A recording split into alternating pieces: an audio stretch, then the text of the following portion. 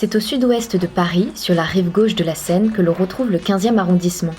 Avec 250 000 habitants, 8 km² de surface, il est le quartier le plus peuplé de la capitale, mais également le troisième plus grand. Rue du Commerce, Beaugrenelle ou encore le parc des Expositions, le 15e arrondissement est un quartier vivant avec des rendez-vous à ne pas manquer, mais surtout des personnes, des personnalités hors normes. Héloïse, une photographe qui n'hésite pas à se mettre à nu. Steve, un entrepreneur à 100 à l'heure. Et Chris, un rappeur à l'américaine.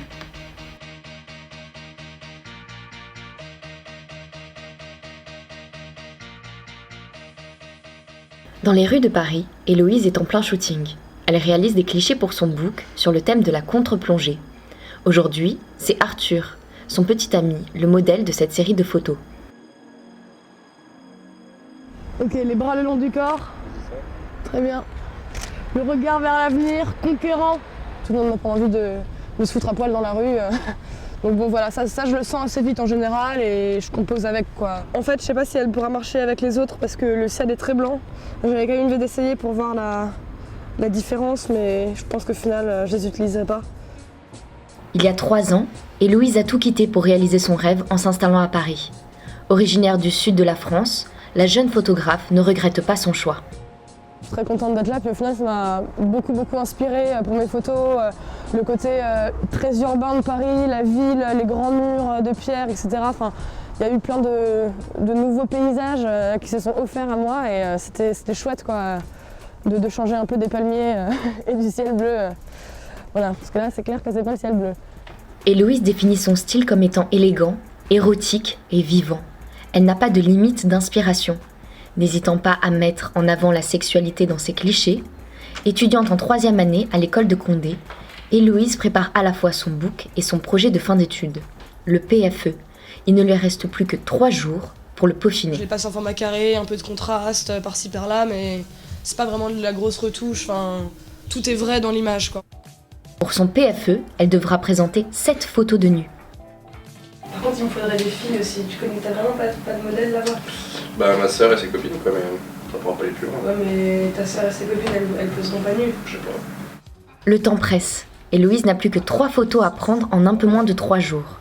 Pour avoir de l'aide, elle se tourne vers ses amis, eux aussi étudiants à l'école de Condé.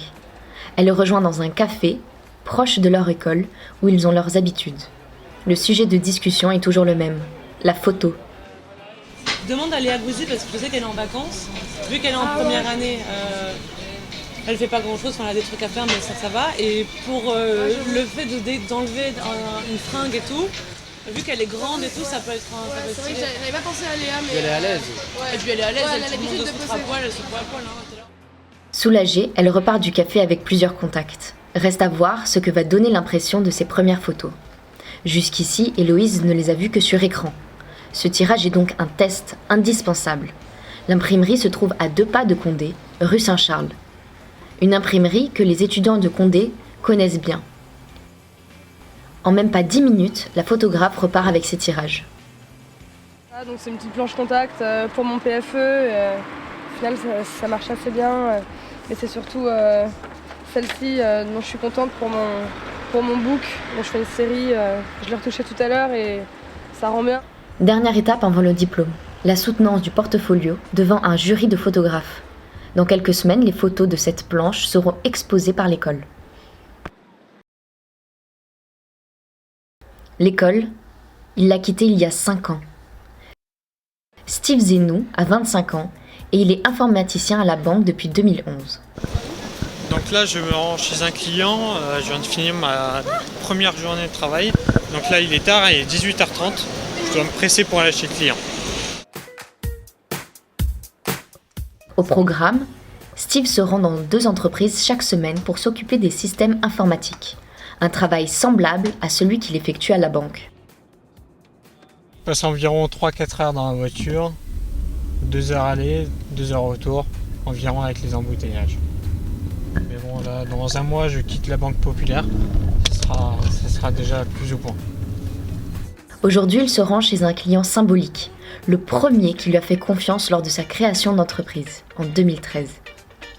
Un contrat sur le long terme qui a permis à sa société de se développer et de remplir son carnet de commandes. Là par exemple, je vais regarder s'il y a des virus, mais j'ai aussi plusieurs ordinateurs ici dans cette société. Cette entreprise d'accessoires téléphoniques lui sous-traite la maintenance pour 200 € de forfait par Là mois. où il y a le réseau, les serveurs, tout le brassage réseau, c'est moi qui l'ai fait. Donc, tous ces câblages, ils vont dans les autres pièces. Un travail chronophage et sans horaire stable qui le fait parfois finir très tard. L'avantage, Steve est libre d'organiser son emploi du temps. 21h30, je vais me rendre à l'open space au plus vite. Un entrepreneur travaille en moyenne 45 heures par semaine. Steve dépasse régulièrement les 60 heures. La famille, tu veux toujours qu'on se voit, il y a des rendez-vous et tout, c'est pas facile. Le jeune entrepreneur loue pour 300 € par mois un espace de bureau partagé, un moyen de se forger une image professionnelle.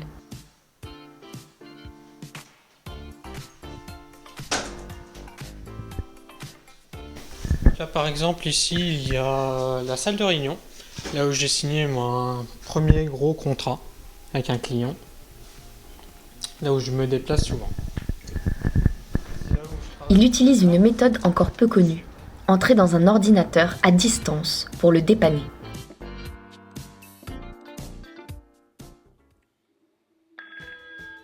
Un petit problème avec mon ordinateur. Oui, donc vous me disiez, vous avez un problème avec votre ordinateur, il vous affiche des virus. Donc du coup, moi je vais installer un logiciel sur votre ordinateur. Donc c'est un antivirus. Ça c'est réglé, tout est sécurisé, enfin, satisfait quoi. D'accord. Bon, merci. C'est parfait. Merci beaucoup, bonne soirée. Bonne soirée monsieur, à très bientôt. Gagnant déjà 3 500 € par mois, Steve espère maximiser ses gains. C'est pourquoi il se consacre entièrement au développement de son activité. J'ai vraiment aucune vie sociale, c'est pas facile. J'essaie de perdre le contact avec des gens parce que vraiment ils m'appellent beaucoup. Et c'est vraiment pas facile là-dessus. Donc là je vais essayer de déconnecter un peu de mon boulot. Et je sais pas, de jouer sur un jeu sur le téléphone ou autre. Des sacrifices payants. Steve estime que d'ici 3 mois, il sera capable d'embaucher un premier salarié. Loin du codage et des logiciels, Chris se voue au rap. De retour du Cameroun, c'est ici dans le 15e arrondissement qu'il a décidé de poser ses valises. À 31 ans, cet ancien agent de sécurité a décidé de se consacrer pleinement à sa passion, la musique.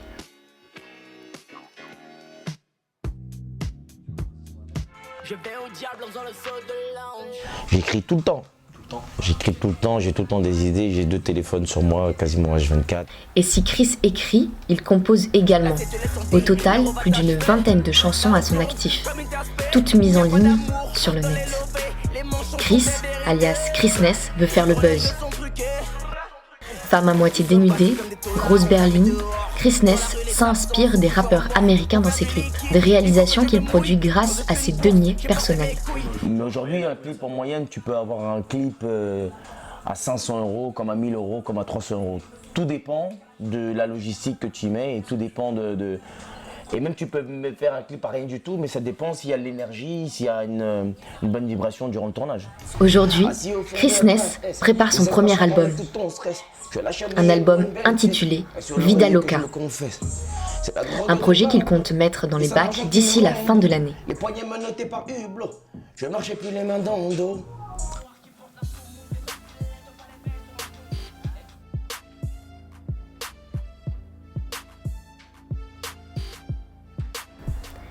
Mais Chris est sur tous les fronts.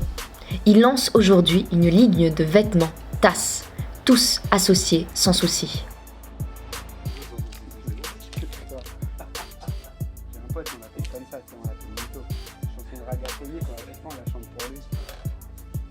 Après, quand tu le fais,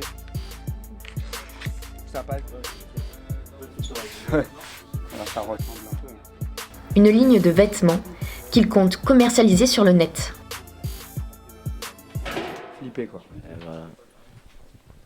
Et voilà. Très satisfait. On est propre. Affaire à suivre.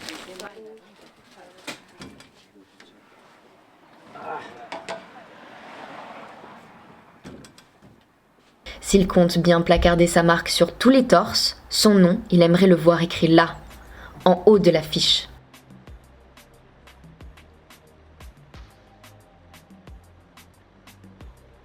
On voit bien que mon nom est écrit en grand et représenter tous les gens qui croient en moi. Un rêve qu'il aimerait voir un jour se réaliser.